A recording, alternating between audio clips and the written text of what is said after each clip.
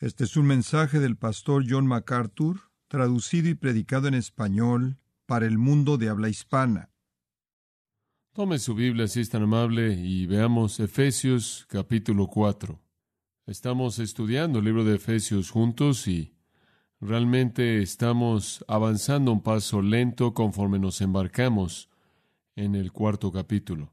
Permítame leerle los primeros 3 versículos de nuevo como la preparación para lo que diremos esta mañana.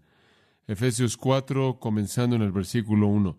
Yo pues, preso en el Señor, os ruego que andéis como es digno de la vocación con que fuisteis llamados, con toda humildad y mansedumbre, soportándoos con paciencia los unos a los otros en amor, solícitos en guardar la unidad del Espíritu en el vínculo de la paz. Ahora, como le he estado diciendo, estamos examinando lo que significa andar de una manera digna. Ese es el corazón de esta segunda sección entera de Efesios. Conforme avanzamos versículo a versículo a lo largo de la primera parte, el cimiento fue establecido, y conforme avanzamos versículo a versículo a lo largo de la segunda parte, encontramos las amonestaciones prácticas en base a ese fundamento. Y todo comienza aquí en estos primeros 3 versículos, el andar digno. Y Pablo nos está llamando a andar dignos de la vocación a la que fuimos llamados. Si Dios de hecho nos ha llamado, debemos andar de una manera digna de dicho llamado. Compartamos juntos una palabra de oración conforme comenzamos nuestro estudio en esta mañana. Padre, al llegar a la palabra de Dios es con un sentido de asombro que lo hacemos, es con un sentido de respeto, de que lo que tenemos en nuestras manos es la revelación misma de ti mismo. Sentimos como si nos quitamos nuestros zapatos porque estamos de pie en un lugar santo. Padre, háblanos a través de la simplicidad del pensamiento que tú traigas a nuestras mentes en esta mañana. Hazlo de tal manera que lo podamos entender. Usa el Espíritu del poder de Dios para penetrar y convencernos de pecado, para cambiar cosas que necesitan ser cambiadas, para reforzar cosas que necesitan ser reforzadas, para que podamos vivir para tu gloria y tu alabanza y andar de una manera digna de aquello a lo que nos has llamado, por causa de Cristo. Amén. Martin Lloyd-Jones, el gran expositor y pastor inglés, dijo, y cito, no creo que es un juicio grosero o fuerte decir que la característica más obvia de la vida de la iglesia cristiana en la actualidad es su superficialidad. Él añadió, la causa primordial es nuestra actitud hacia la Biblia, nuestra falla en no tomarla seriamente, nuestra falla en no tomarla como es y dejar que nos hable. Fin de la cita. Y yo añadiría, nuestra falla en obedecerla. Creo que Jones tiene razón. Es verdad que la característica básica de la iglesia en la actualidad es su superficialidad. Creo que está cambiando de lo que fue hace 10 años atrás, lo cual fue inclusive más superficial, pero creo que hay una multitud de personas en el cristianismo que no conoce el significado del compromiso real. Hay una cantidad tremenda de compromiso a medias, de superficialidad, de indiferencia, de complacencia, de una actitud apática que mantiene a la gente alejada de, 1, entender la Biblia, 2, aplicarla y 3, obedecerla. Sin embargo, este es el corazón de todo. Qué pecado tan tremendo es que aquellos que nombran el nombre de Jesucristo sean indiferentes acerca de los principios de la fe cristiana, y sin embargo eso es una realidad. Muchos cristianos están comprometidos a medias o menos, superficiales, complacientes e indiferentes. Estudiar la Biblia, por ejemplo, sin dejarla decir lo que realmente significa, es un pecado serio. Pedro habla de eso en 2 de Pedro, capítulo 3, y en el versículo 16. Y él está hablando de las epístolas de Pablo, y él dice esto, como también en todas las epístolas de Pablo, hablando en ellas de estas cosas, en las cuales hay algunas cosas difíciles de entender, observen, las cuales los indoctos e inestables tuercen, como lo hacen también con las otras escrituras para su propia destrucción. Ahora, la palabra tuercen es la palabra clave en este versículo. La palabra griega significa torturar. Ahora, cuando alguien tortura a alguien, tienen una meta en mente. El atormentador toma a la víctima, la coloca en donde la va a atormentar, estira sus miembros corporales para hacer que la persona diga lo que él quiere que diga, ¿verdad? Eso es exactamente lo que Pedro está diciendo. Hay algunas personas que toman las Escrituras, la colocan en una mesa y la tuercen y le dan la forma que quieren para hacerla decir lo que quieren decir. Ese es un pecado serio. Torcer las Escrituras, no dejarla decir lo que realmente significa. Y eso se lleva a cabo en el cristianismo todo el tiempo.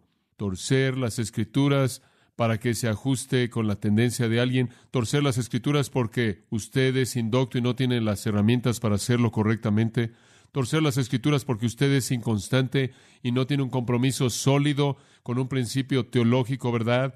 Torcer las Escrituras porque usted no sabe hacer algo mejor porque no ha sido instruido. Hay muchas personas que toman las Escrituras y las forzan para que digan significados que son impropios y claro, bajo la sombrilla del cristianismo, usted tiene sectas y todo lo demás en este grupo que hace esto. Hay personas entonces que torturan las Escrituras para forzarlas, para que digan lo que quieren que digan, para acomodar sus tendencias o para justificar su propia conducta. También es un pecado estudiar la Biblia, inclusive dejarla decir lo que significa, pero después usarla para su propio fin malo. En 2 Corintios capítulo 2, versículo 17, Pablo dice, no somos como aquellos que medran falsificando la palabra de Dios. Él usa la palabra capelo, lo cual significa un charlatán o fraude o impostor que toma algo y lo usa para sus propios fines. Hay personas que toman la palabra de Dios, aunque es interpretada de manera correcta, pueden inclusive proclamarla, pero la usan como una manera de satisfacer sus propios fines. Hay personas que, créalo o no, se están enriqueciendo usando la palabra de Dios.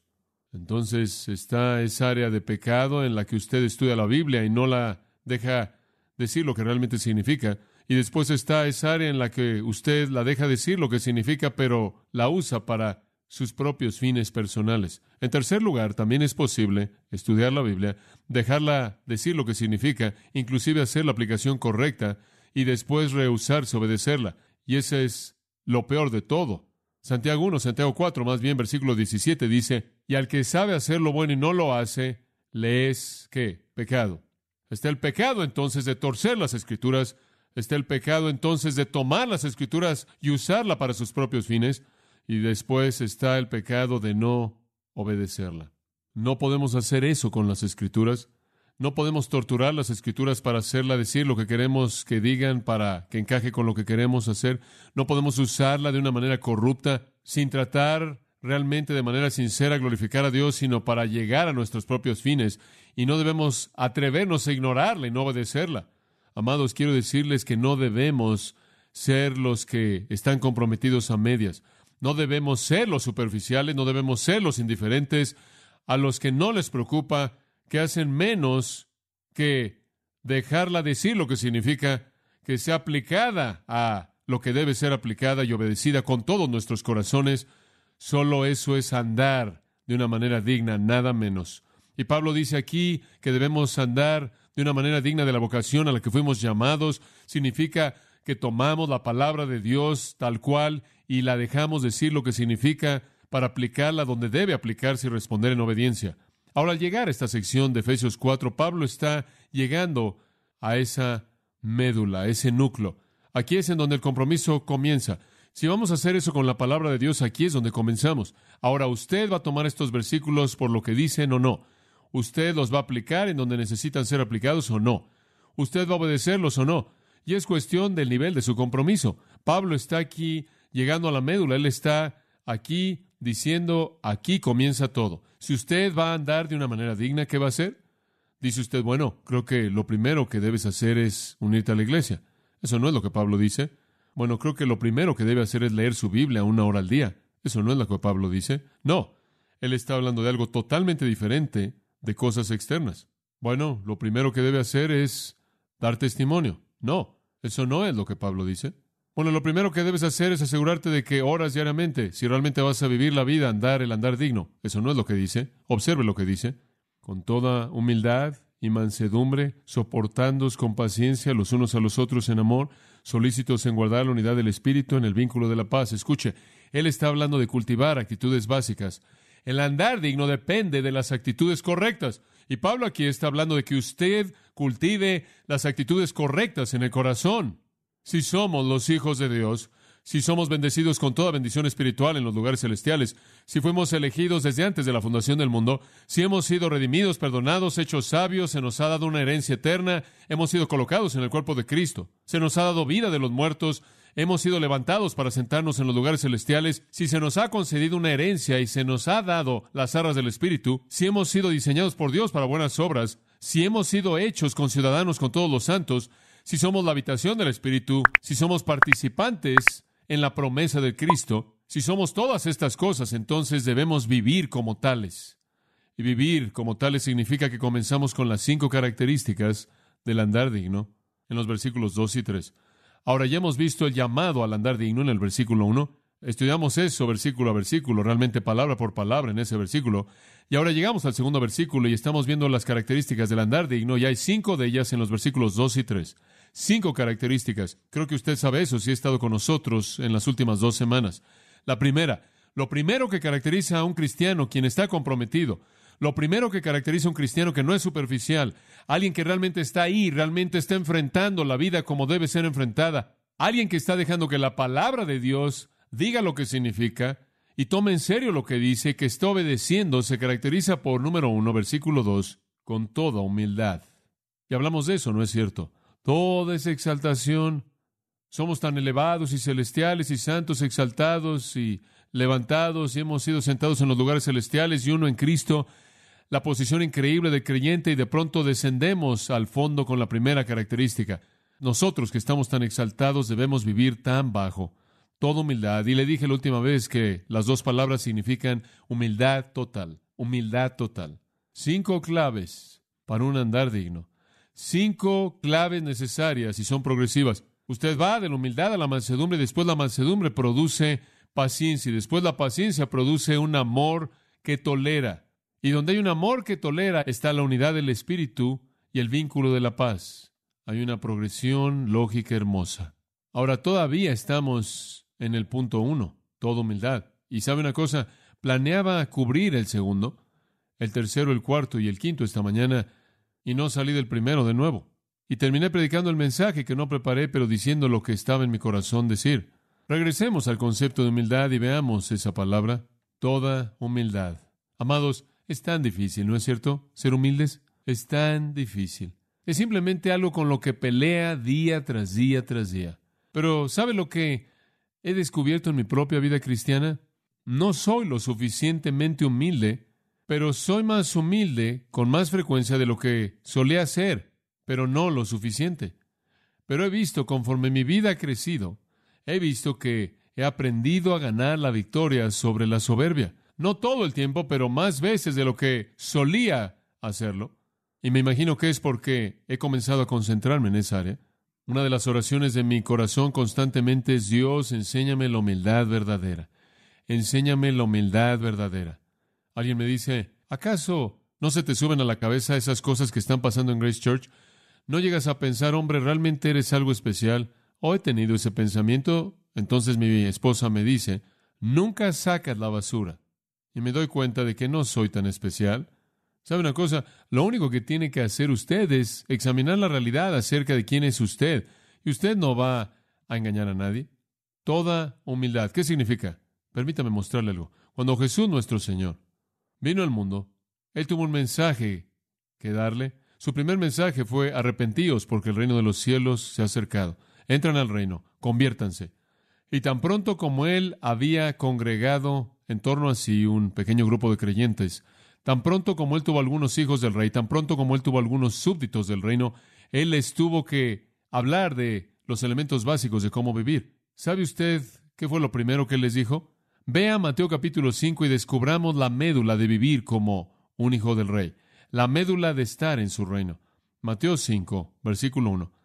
Viendo las multitudes, subió a un monte, y sentándose, sus discípulos vinieron a Él, y abriendo su boca les enseñaba, diciendo: ahora, Él los tiene allá arriba y les va a enseñar. ¿Qué es lo que les va a enseñar?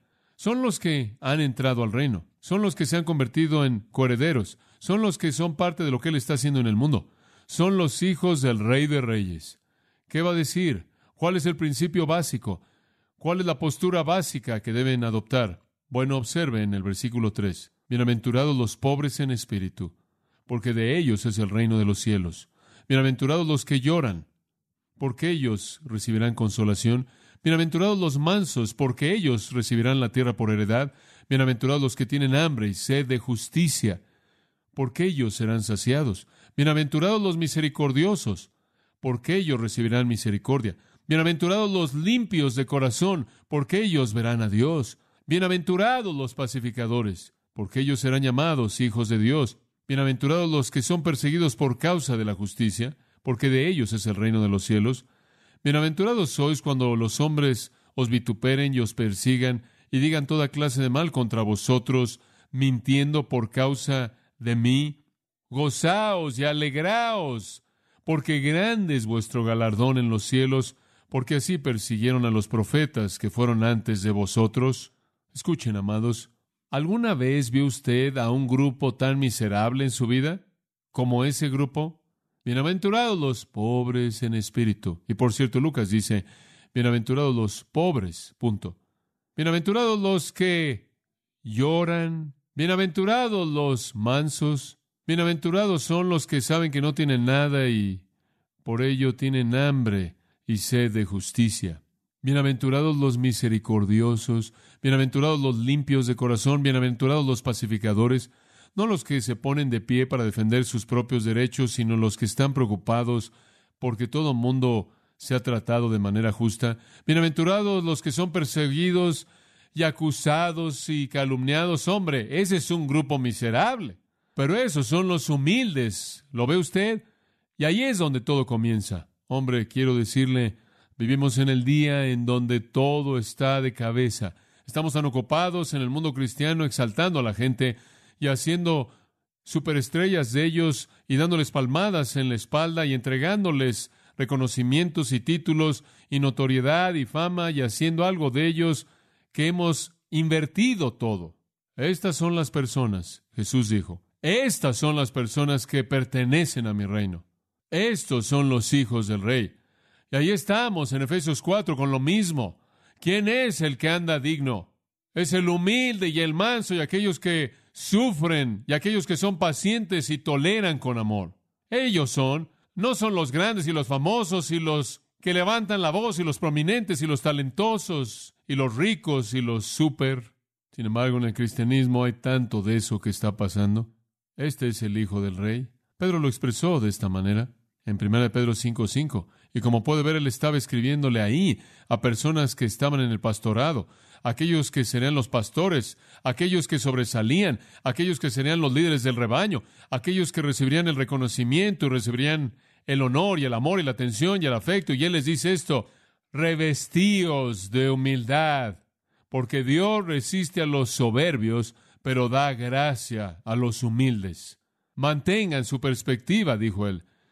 Vístanse de humildad. Él usó una palabra griega que era usada para hablar de la vestimenta o el delantal que un trabajador se colocaba y que usaba para que no se manchara. Y cuando usted toma todas sus gracias y todo lo que es verdad acerca de usted, usted lo cubre todo en humildad, Pedro dice. Pero es algo tan difícil de entender y vivir, ¿no es cierto? Le dijimos la última vez que hay 3 claves para la humildad. Una es conciencia de uno mismo, verse usted mismo por quién es realmente un pecador y nada más, y digno de nada más que juicio, con honestidad, enfrentando su propio pecado, con honestidad, enfrentando su propia debilidad, con honestidad, enfrentando su propia torpeza, enfrentando sus ineptitudes. No somos competentes, 2 Corintios, dice de Pablo, para pensar nada de nosotros mismos, sino que nuestra competencia viene de Dios. Una conciencia honesta de uno mismo. En segundo lugar, dijimos conciencia de Cristo. Escuche, si sigue 2 Corintios 3 hasta el versículo 18, en donde él dice, más vale que vean la gloria del Señor, y conforme se enfoque en la majestad de Jesucristo, usted tiene un verdadero retrato de usted mismo en relación con Él. Finalmente, conciencia de Dios, y leímos, ¿no es cierto?, en el Salmo 8, cuando considero tus obras, la luna y las estrellas que tú formaste, digo, ¿qué es el hombre para que tengas memoria de él?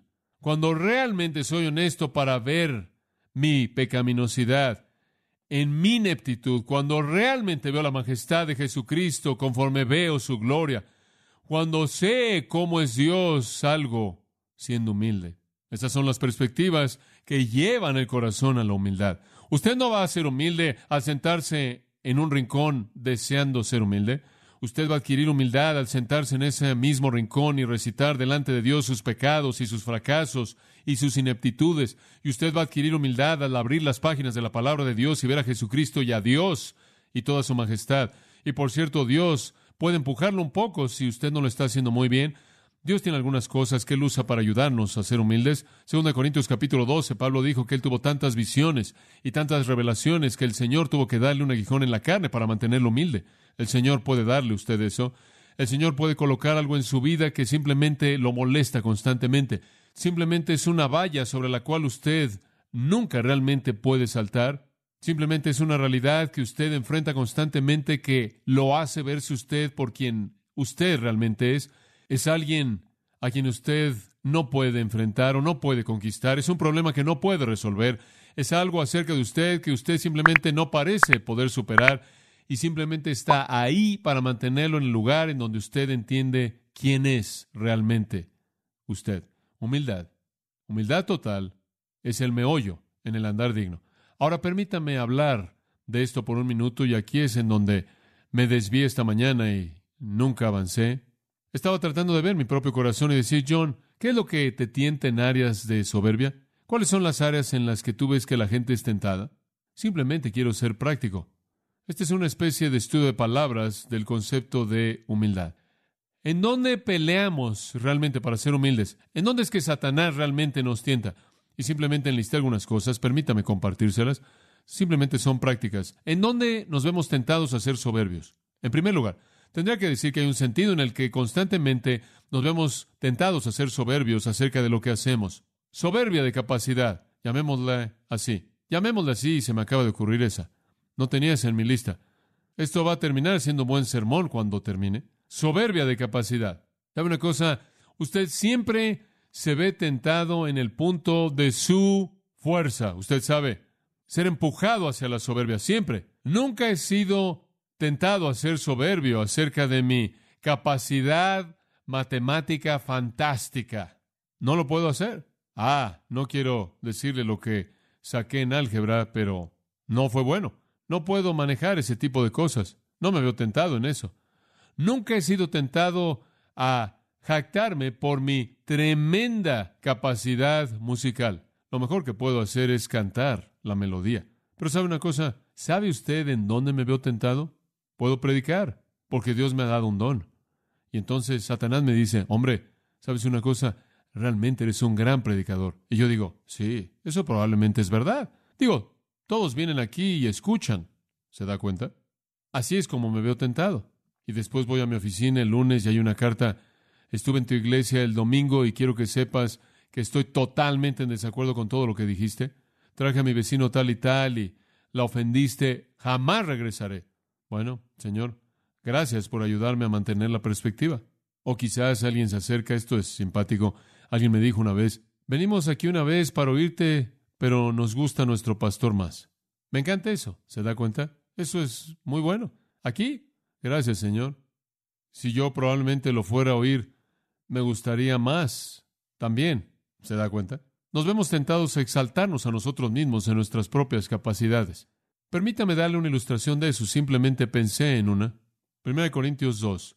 Como usted sabe, Pablo era un hombre preparado. Él tenía tanto a su favor. Hombre, él había estudiado a los pies de Gamaliel, él había sido preparado en las tradiciones rabínicas, él conocía el Antiguo Testamento.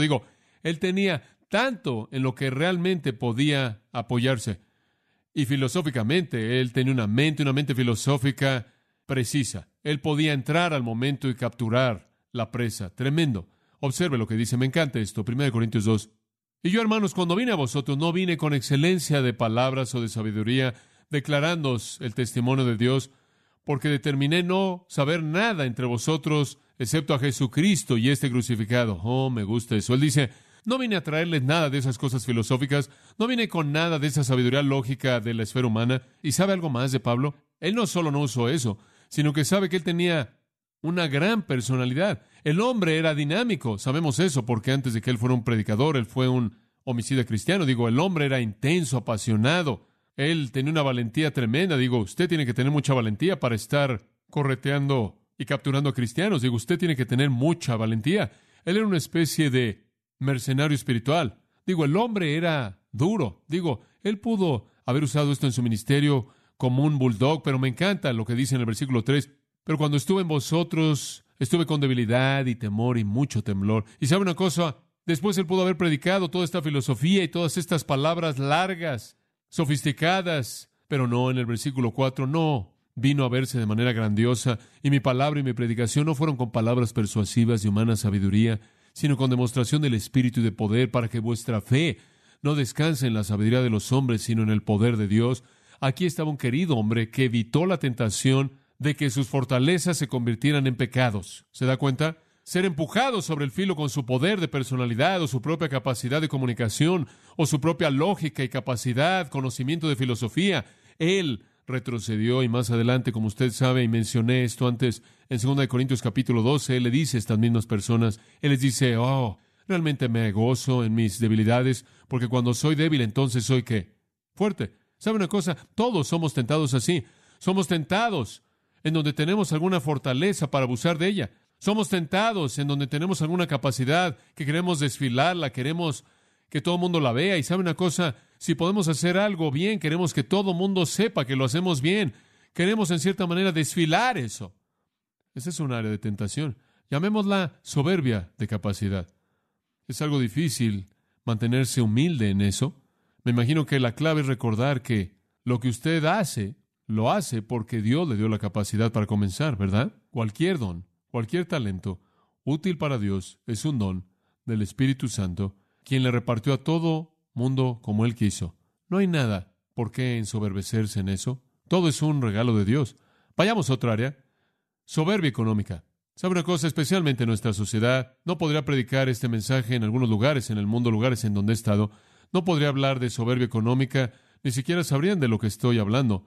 He estado en algunos lugares del mundo, en un suelo de lodo, con paredes de lodo y un techo de lodo con ramas, y esto ni siquiera se identificaría con ellos. Pero en Estados Unidos este es un problema, la soberbia económica. Este es el jactarse y el desfilar y el estar mostrando nuestras riquezas, desplegándolas, confiando en ellas, exaltándonos a nosotros mismos y nuestro mérito al desfilar lo que hemos ganado. Esto es soberbia. Esta es la soberbia que dice, mira lo que tengo. Debo ser alguien para tener lo que se necesita para tener esto. ¿Se da cuenta? Ahora todos nos metemos en ese juego. Veamos Deuteronomio capítulo 8 por un minuto y veamos una ilustración de esto. Deuteronomio 8, versículo 11. Una muy vívida.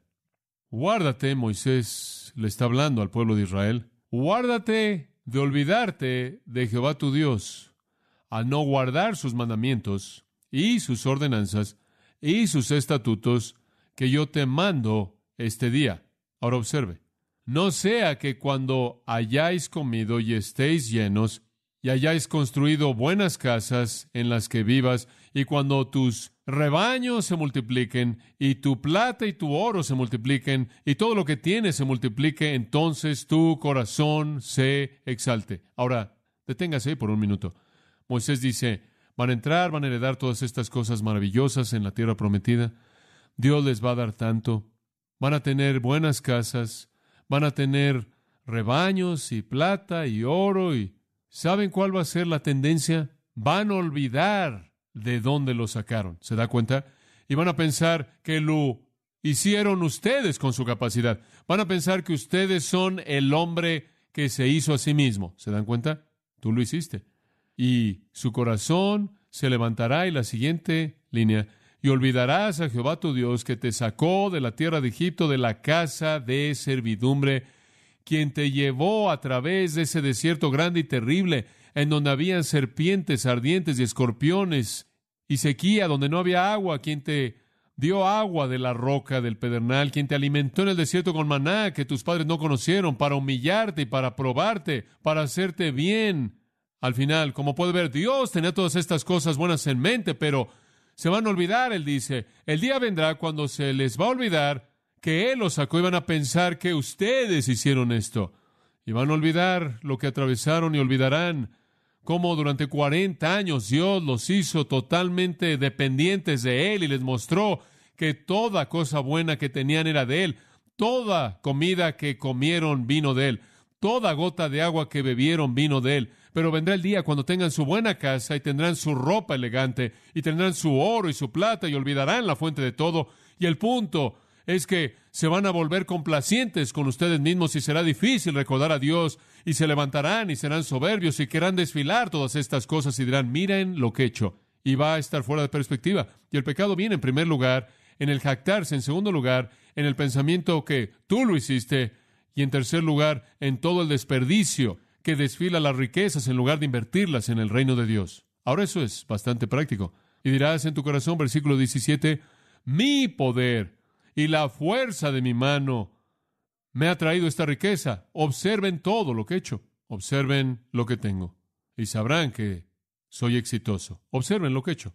El desfile se está llevando a cabo. Pero, versículo 18, recordarás a Jehová tu Dios, porque Él es el que te dé el poder para hacer las riquezas, para establecer su pacto que Él le juró a tus padres como en este día. Y será que si te olvidas de Jehová tu Dios y sigues a otros dioses y los sirves y los adoras, yo testifico contra vosotros en este día que perecerán de manera total como las naciones que Jehová destruyó delante de vuestro rostro. Así pereceréis, porque no fueron obedientes a la voz de Jehová vuestro Dios. Todo lo que Dios nos dio, ¿se nos ha olvidado? ¿Estamos desfilándolo como si nosotros lo conseguimos? ¿Lo estamos desfilando como si nosotros nos creamos a nosotros mismos con la capacidad de ganarlo? ¿Como si nos creamos a nosotros mismos en este país en donde podemos ganárnoslo? En lugar de otro lugar en el mundo en donde no importa cuán inteligente sea usted, no importa cuán creativo sea usted, lo mejor que usted puede hacer es tener una choza de 2 habitaciones. ¿Está usted engañándose acerca de quién es la fuente de todo? ¿Está usted desfilándolo como si usted lo fuera? Todos nos vemos tentados de esa manera. Es tan difícil resistirlo. En Isaías capítulo 5, versículo 8, leemos esto. Ay de aquellos que unen casa a casa, que colocan campo a campo hasta que no hay lugar para que puedan ser colocados solos en medio de la tierra. En otras palabras, ay de la persona que simplemente compra más y más y más hasta que ha sacado a tanta gente de su vida que no hay nadie a su alrededor. Él simplemente está añadiendo a sí mismo para sus propios fines. Me imagino que no es forzar el punto el decir que fue este tipo de personas que existieron en la iglesia de la Odisea, porque esto es lo que nuestro Señor les dijo, Apocalipsis 3:17. Tú dices, soy rico y has aumentado los bienes y no tienes necesidad de nada y no sabes que eres miserable y pobre y ciego y desnudo. Lo tienes todo al revés. Entonces está la soberbia que viene a nosotros en nuestras capacidades. Está la soberbia que viene a nosotros debido a nuestra economía. En tercer lugar, hay una tentación a la soberbia en el área verbal. Lo llamamos soberbia verbal. Soberbia de capacidad, soberbia económica, soberbia verbal. ¿Sabe usted lo que es esto? Esto es simplemente jactarse. Los griegos tenían una palabra para esto. Era la palabra griega alásonai. Y alásonai es la palabra usada para el hombre. De hecho, esta es una ilustración del griego clásico. El hombre está de pie en la costa, viendo las flotas de barcos en el puerto en Grecia. Un hombre se acerca y le dice, esos son barcos hermosos, ¿a quién le pertenecen? Oh, esos son mis barcos y yo soy dueño de esos barcos y hemos navegado los 7 mares y he estado aquí y allá, hemos llevado el cargamento más grande y sigue con esta lista larga de su flota. Y el hombre está sorprendido por lo que posee y finalmente el alásonai se va y el extraño todavía está asombrado. Y él le dice a una persona que está viendo, ¿sabes que todo eso le pertenece a él? Y él mira y dice, oh no. Él dice, ese es el necio del pueblo. Todo le pertenece al Señor tal y tal. ¿Se da cuenta? Esa es la palabra alásonai. El hombre que simplemente habla acerca de cosas que ni siquiera son de él, una persona que se jacta. Esa es soberbia verbal. ¿Sabe una cosa? Podemos llegar al lugar en donde decimos cosas acerca de nosotros mismos que ni siquiera son verdad. ¿Sabe usted eso? ¿Sabe una cosa? Es sorprendente cuán grandes somos entre más nos alejamos del acontecimiento en sí. ¿Alguna vez ha notado eso? Cómo la historia mejora y mejora año tras año. Cada vez que usted la cuenta, hay una nueva arruga. ¿Se da cuenta? En cierta manera es una arruga nueva. Usted sabe, ¿se acuerda de esa conversación cuando usted realmente confrontó a su jefe? La primera vez que la contó, bueno, tú sabes, yo presenté mi opinión. La segunda vez que la cuenta, hombre, realmente hablé. La tercera vez, hombre, realmente le dije una o dos cosas al hombre. ¿Se da cuenta? Está esa soberbia verbal. Palabras actanciosas, palabras de arrogancia, asegurándose de que le cuente a todo lo que usted quiere que oigan. Y vienen dos áreas. Nos jactamos de lo que hemos hecho, nos jactamos de lo que hemos hecho. Esto es algo que simplemente es una tendencia en la naturaleza humana, decirle a la gente lo que hemos hecho. Hombre, lucho contra eso. 1 Samuel 2:3, escuche a Ana. Ella dice, no habléis con palabras actanciosas, que la arrogancia no salga de vuestra boca, porque Jehová es un Dios de conocimiento y por Él las acciones son pesadas. Más vale que mantengas tu boca cerrada. Dios es el que sabe lo que realmente hiciste. De hecho, vimos la última vez en Proverbios esa afirmación. No hables de ti, deja eso para alguien más. ¿Se acuerda de eso? Queremos hablar de lo que hemos hecho. Le voy a dar una pequeña prueba en algún momento. Trate de pasar una semana entera y nunca hable ni una vez de lo que he hecho. Inténtelo. Intente pasar una tarde entera para comenzar. Ni siquiera hable con gente a su alrededor. No quiero decir que se siente en un lugar solo. Pase una semana entera sin hablar una vez de lo que usted ha hecho. ¿Y sabe una cosa? He notado eso por su ausencia en la gente. Si estoy con alguien, me doy cuenta de la gente que no habla de lo que han hecho. La ausencia misma de eso expresa volúmenes. Tenemos soberbia en lo que hemos hecho. En segundo lugar, tenemos soberbia verbal en lo que vamos a hacer. Tenemos mucho de eso. Nos jactamos. Bueno, te voy a decir, si estuviera ahí, te voy a decir lo que haría. Hombre, veo a ese hombre y le voy a decir una o dos cosas. Bueno, te voy a decir lo que voy a hacer. Voy a construir el negocio más grande que hay. Voy a producir $1,000,000. Te voy a decir lo que voy a hacer, hombre, cuando termine con esto. No va a haber nada como esto en el mundo. ¿Se da cuenta, hombre? Voy a hacer esto como nadie. Escuche Primero de Reyes, esto es bueno. Y el rey de Israel respondió y dijo, dile esto, que aquel que se ciñe de su armadura se jacte como el que se la quite. ¿No es eso bueno? No encuentren la anécdota cuando se están poniendo la armadura. Cuéntenla cuando se le están quitando. Cuando la batalla se acabó, quizás usted tenga algo que decir.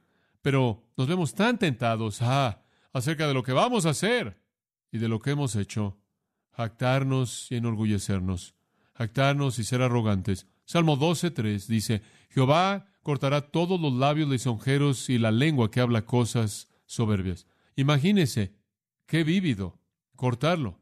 Nunca lo olvidaré. Leí en el periódico LA Times hace algunos años atrás, esto es algo horrible, pero se me acaba de ocurrir. Un hombre tomó una niña, quería seducirla, era una niña de la calle ahí de Los Ángeles. Nunca olvidaré leer esto. De hecho, me quedé con el recorte, y él estaba adulando, tratando de que ella se fuera a un motel con él, y él trató de besarla, y ella tenía una navaja en sus dientes y le cortó los labios a él.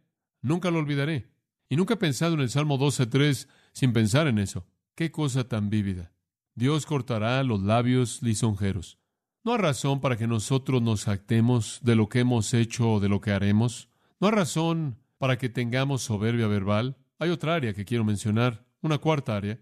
No sé cómo llamar esta, pero llamémosla soberbia de clase. Con esta no me refiero a la clase de Universidad de 1978. Me refiero a esta idea de estrato. ¿Sabe una cosa? La tendencia es menospreciar a la gente que está a otro nivel. Usted sabe, cuando llegamos a cierto nivel en nuestra sociedad, llegamos a cierto nivel de la sociedad y simplemente menospreciamos a la gente. Pensamos en ellos, en cierta manera, como una clase más baja. Usted sabe, no queremos que estén en donde vivimos, no queremos que estén con nosotros para cenar. Tenemos cierto nivel al que hemos llegado y todos quedamos en esto. Y sabe una cosa, no queremos traer a estas personas aquí, de lo contrario, usted sabe, van a ensuciar el lugar o algo así. Usted tendrá que barrer después de que se vayan. Usted sabe, tienen lodo en sus zapatos o, en cierta manera, nos metemos en este tipo de agujeros en todos los niveles, y cuando tenemos una fiesta o cena o algo, es solo cierto nivel a quien le permitimos que tenga comunión con nosotros. Quizás simplemente no llegan a nuestro nivel económico, nuestra posición social o lo que sea. Quizás realmente no saben tener una buena plática. Usted sabe, Creo que eso es algo muy común. Menospreciamos a la gente que está a otro nivel. Ese es un pecado, eso es soberbia. Eso es soberbia. Usted ha olvidado algo muy importante y es que Dios ama a la gente pobre. ¿Sabe usted eso? Él hizo a tantos de ellos. Él debe amarlos. Y cuando Jesús vino al mundo, Él fue uno de ellos. ¿No es cierto? Y así es. Santiago dice, él dice, miren, cuando un hombre viene a su iglesia con un anillo de oro y ropa fina y detrás de él viene un hombre con ropa sucia, con un atuendo vil, y usted le dice al hombre en la ropa fina, oye, siéntate aquí, hombre, en el asiento de adelante, siéntate en casa. Y usted le dice al hombre en la ropa vil, siéntate aquí a mis pies y quítate. Usted está siendo parcial. ¿Habéis olvidado, dice él, Santiago dice, que son los ricos que los oprimen a ustedes? ¿Se han olvidado que son los ricos los que abusan de ustedes? ¿Se han olvidado de la ley real del amor? Escuche, debe haber un reconocimiento de igualdad entre los hombres. Jesús dijo, Él no trató de manera parcial a la gente y nosotros tampoco debemos hacerlo. En el 10º Salmo, en el 2º versículo, dice, el impío en su soberbia persigue a los pobres, y es verdad. Y podríamos decir, yo no perseguiría a un hombre pobre. Usted lo puede hacer por el hecho de que usted no lo deja entrar en su mundo, no lo ama, no lo abraza. Usted no hace el esfuerzo que podría hacer y satisfacer su necesidad. Usted no toma lo mucho que usted tiene para satisfacer su necesidad. Hay muchas maneras de perseguir a los pobres. Soberbia de clase, menospreciar a la gente que está a otro nivel social que nosotros. Hay otro tipo de soberbia, lo llamo soberbia de apariencia. Ahora, creo que la gente debe vestirse bien, no estoy diciendo eso. No quiero que usted se vea como Wanda Wallflower, no queremos que ande por todos lados como dijo un hombre, toda granja vieja necesita ser pintada de vez en cuando. Entonces, nos damos cuenta de que usted debe cuidar de sí mismo, y hay un sentido en el que en el Cantar de los Cantares usted tiene un arreglo hermoso de la mujer ahí para agradar al que ella ama. Hay un sentido de propiedad. De hecho, como usted sabe, si usted se ve demasiado mal, si usted se ve demasiado desarreglado, usted va a llamar la atención a sí mismo en un sentido malo. De hecho, eso es lo que los fariseos solían hacer. Cuando querían verse realmente piadosos, se vestían de manera harapienta y colocaban cenizas sobre su cabeza y andaban caminando por todos lados para que se vieran mal y todo el mundo dijera, deben ser santos. Seguramente no piensan en las cosas del mundo. ¿Se da cuenta? Ahora, esa es una hipocresía nauseabunda. Hay un equilibrio. Pero por otro lado, siempre nos vemos tentados, y particularmente en nuestra cultura en la actualidad, a vestirnos para llamar la atención a nosotros mismos. Somos rebaño torpe, llevados a la matanza por la avenida Madison, a comprar toda la basura que nos siguen vendiendo, invirtiendo al desperdiciar en cosas innecesarias, para que podamos desfilarnos. Queremos ser mejores que otros. Y sabe una cosa, en 1 Timoteo el apóstol Pablo confrontó eso. En esos días cuando las mujeres querían arreglarse, básicamente usted usaba cosas elegantes por todos lados. Entonces, si iba a desfilar sus riquezas, usted las metía en su cabello.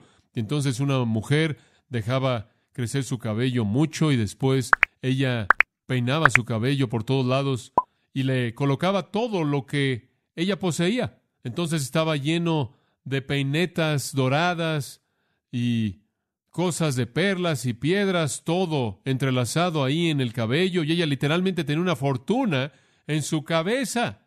Y así era como ella lo desfilaba. Y entonces cuando usted iba a una fiesta, usted sabe, no era cuestión de comparar si usted consiguió este vestido en este lugar o ese vestido en aquel lugar. Usted simplemente veía la cabeza de la otra persona y sabía quién era la reina de todo. Esa es la razón por la que en 1 Timoteo 2:9 dice que las mujeres deben arreglarse de manera modesta. Y no quiere decir únicamente modesta en términos de la manera en la que le queda. Significa modesto en términos de costo, modesto, y no con, él dice, no con oro, ni perlas, ni vestidos costosos, no con las piedras preciosas, no con todo metido ahí en el cabello. Esa es una traducción libre, oro y perlas y cosas costosas, pero que esta mujer se arregle de buenas obras. Y no quiero hablar mal de las mujeres. También es lo mismo para los hombres. Hombres, nosotros hombres realmente tenemos que tener cuidado con esto.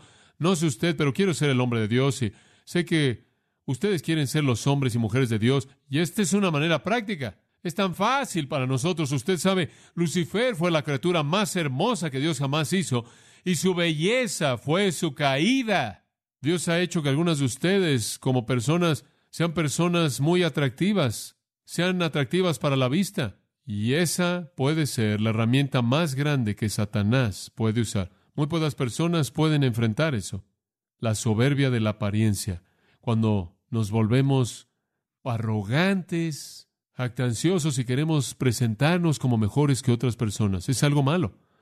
Lea de nuevo el capítulo 3 de Isaías y lea los versículos 16 al 26. Todo está ahí. Y después hay otro tipo de soberbia. Lo llamo soberbia de poder. Simplemente dos más. Soberbia de poder. Esta es la soberbia que viene de la posición. Esta es la tentación que viene y dice, mira quién eres. Mereces ser tratado mejor que eso. Usted sabe, todo el mundo tiene alguna posición y todo el mundo se ve tentado a usarla. Ayer en nuestra casa, Mark le dijo a Melinda, Melinda, haz esto, lleve eso allá. Él estaba tratando que ella levantara algo y lo sacara de la recámara. Y ella lo vio y le dijo, tú no eres mi jefe. Y Mark le dijo, escucha, Melinda, esto es así. Mark tiene 10 años, Melinda 5. Papá es el jefe de mamá, mamá es la jefe de Matt, Matt es el jefe de Marcy, Marcy es mi jefa y yo soy tu jefe.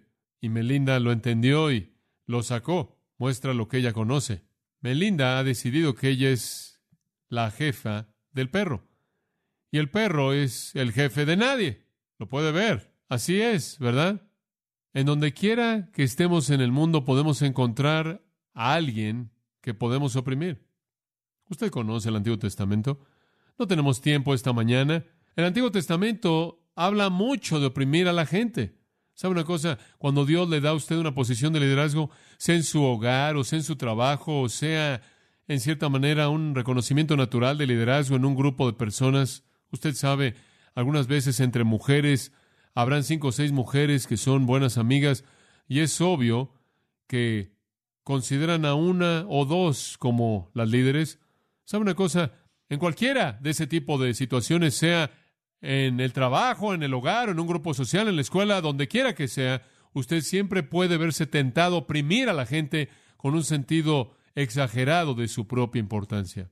Soberbia de orgullo, soberbia de poder, gobernando y dominando y oprimiendo y diciendo, merezco algo mejor que esto, tú haces esto, tú haces eso, haz aquello, tratando a la gente como si fueran máquinas para servirle a usted. ¿Sabe una cosa? Una ilustración de esto, que es algo apta, viene en el capítulo 18 de Apocalipsis, en donde usted tiene a Babilonia, este sistema final, y dice de Babilonia, ¿cuánto se ha glorificado a sí mismo y ha vivido de manera lujosa tanto tormento y tristeza? Dadle, así como ella ha vivido en lujo, como ella ha vivido, tanto como se ha glorificado a sí mismo, tanto al nivel de gloria que se ha elevado a sí misma, así es el nivel de tormento que ella va a recibir, porque ella dijo en su corazón, me siento como reina, no soy viuda, no veré tristeza, por tanto, vendrán sus plagas en un día, muerte y lloro y hambre, y ella será quemada de manera total con fuego, porque fuerte es el Señor Dios que la juzga. Aquí está el sistema que se siente y dice, yo soy la reina, y Dios dice, se acabó. Herodes, quien se pone de pie en Hechos 2 en el día de Herodes, y da un discurso acerca de sí mismo, y la gente dice, oh, él es un Dios, y él se lo come y le encanta, y la Biblia dice, y él fue herido por un ángel de Dios y comido por gusanos ahí mismo. Nabucodonosor, en el 4º capítulo de Daniel, dice, miren el poder de mi fuerza, miren la fuerza de mi majestad, miren el reino que he construido, y Dios dice, ahí se acabó para ti, Nabucodonosor, y Dios dice, vas a salir al pasto y vas a ser convertido en un animal, y ahí él estuvo como un maníaco. Sus uñas crecieron como las garras de un ave y su cabello como el cabello de un animal, y él quedó mojado con el rocío viviendo como una bestia. Y finalmente, en el versículo 37, él dijo, me levantaré y daré testimonio de esto, debes honrar a Dios, exaltar a Dios, y cualquier persona que es orgullosa, soberbia, Dios tiene el poder de humillar. Él entendió el mensaje. Nos vemos tentados a usar la posición que tenemos de enseñorearnos de la gente. Soberbia de capacidad, soberbia económica, soberbia verbal, soberbia de clase, soberbia de apariencia, soberbia de poder. Le voy a dar algunas para terminar. Soberbia social. Y esto es como la soberbia de clase, nada más que un poco diferente. Es demandar cierto tipo de trato. ¿Sabe una cosa? Digo, ¿cómo va a regresar usted al Motel 6 cuando ha estado en el Holiday Inn, verdad? Conforme ascendemos en la vida, pasamos de un estrato al siguiente. Y una vez que usted sube por la escalera, usted sabe, he alcanzado cierto punto en la vida y espera cierto tipo de trato. Y si su mesero se tardó un minuto, ¿qué cree que está haciendo? ¿Cree que él simplemente está tratando a alguna persona común y corriente? Usted simplemente ha subido por la escalera. Usted, el mundo de personas que supuestamente debe servirle a usted, se vuelve más y más grande. Usted quiere el mejor lugar, la mejor habitación, lo mejor de esto, lo mejor de esto. Es un poco de la perspectiva equivocada de lo que usted es digno con tanta frecuencia. No hay nada de malo con las cosas cómodas que Dios puede proveer. Lo que está mal es su perspectiva. En Lucas capítulo 14 encontramos a los fariseos que siempre querían los principales lugares, siempre querían los mejores lugares, siempre querían sentarse enfrente, siempre querían enseñorearse del resto de la gente y querían que todo mundo los reconociera. Entonces Jesús les dijo, permítanme contarles una pequeña historia. Cuando vayan a una boda y son invitados para que vengan, no tomen los lugares principales, porque si alguien más honorable que ustedes viene y los sacan a ustedes, van a ser avergonzados. Entonces tomen el peor lugar ahí y esperan que el hombre venga y digan, oye, mereces un mejor lugar, ven conmigo, y entonces van a estar bien. Y Jesús en Mateo 23 dice acerca de los fariseos, buscan los principales lugares y esperan que todo el mundo los llame rabí, rabí, padre y amo y maestro, y les encantan los reconocimientos de los hombres. Soberbia social, el deseo por ser exaltado, el deseo por alcanzar algún honor mundano y algún glamour mundano. Es la tentación de ser alguien, realmente ser alguien, famoso, levantado, exaltado, el asiento principal, el más importante. Y después está la soberbia espiritual. Y ¿sabe una cosa? Encima de todos este es el peor. Jesús simplemente, de manera literal, confrontó, despedazó a los fariseos en el capítulo 23 de Mateo por su hipocresía horrenda.